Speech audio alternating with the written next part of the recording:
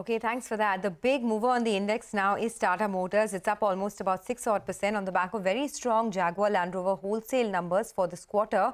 Now, the JLR numbers are up almost 6% quarter on quarter and almost 15% year on year. And that's because the chip supply issue has eased, and that has helped Jaguar Land Rover in increasing production. They have a record order book of over 215,000 units, and a lot of positive brokerage reports have come through this morning. The one I've picked out is from CLSA, where they've upgraded the stock to a buy. They have a target price of 512, which is a big upside to the current market price. They say that the improvement in volumes and the margin profile will aid their free cash flow generation in FY24. And Morgan Stanley has put out a note where they say that JLR will generate 400 million pounds of positive free cash flow and will help them achieve their target as well of being free cash flow neutral by FY24. So that's one stock to look at. The other stock I'm tracking is Sona BLW or Sona Comstar. There is an acquisition that Sona has made, and this is of a Serbian company. They've acquired 54% stake in a Serbian company called Novelic. This is for about 40 million euros. Very interesting acquisition. This company provides radar, sensors, perception solutions, full-stack embedded systems globally, and this is particularly for electrification of vehicles. So Sona BLW is cementing its space in the EV sector, which is great news. The management expects this segment to potentially touch $100 million revenues in the next 6 to 7 years.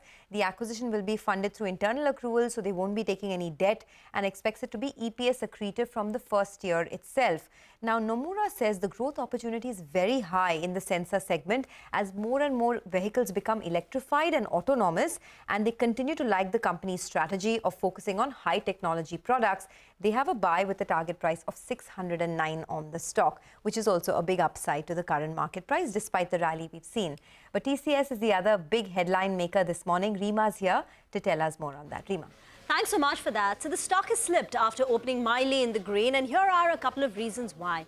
One, there is no clarity yet on what the future demand is going to look like. Growth rates for FY24, FY25, because as of now, tech budgets have not been finalized, and it will take a couple of months before we get clarity on what they're looking like. Deal wins have moderated on a quarter-on-quarter basis by about 3.5–4% at $7.8 billion. The headcount has declined sequentially by nearly 2,200 employees. Over the past decade, TCS's headcount has only declined for 3 quarters. The company says it's on the back of the fact that they've hired so many people. 42,000 freshers have been hired in the last 3 quarters, but the street is also reading it as the company preparing itself perhaps for a slowdown. Also, the management has pointed to rising caution, particularly in Europe, where the deal making has turned out to be a little slow. Decision making has also slowed down. And Europe, remember, is about 15% of the company's overall revenues, so that's a bit challenged. Also, if you look at the deal wins, we spoke about the Q3 deal wins being low on a quarter-on-quarter basis. Well, 9 months FY23 deal wins are only up 3.5%. If I compare this with FY22, the deal wins were up 10%. Basically, at some point of time, the deal wins do translate into future revenue growth. Is this signaling that perhaps growth is going to slow down? Because in the last 9 months of FY23, the deal win growth has only been 3.5%. And the street is anyway penciling in that growth rates will slow down. Kotak, Morgan Stanley, they're expecting FY24 revenue growth to come in the range of about 7.7 to 7.9%, lower than the 13 to 14% growth that they anticipate in FY23. And plus, finally, the stock trades at about 25 times forward multiple, which when you compare it with the pre-COVID average of 21–22 times is still at a premium. Back to you. All right. Thanks a lot, Rima, for that. Well, that's on the big buzzing stocks of the morning, but let's shift focus to the commodity markets now.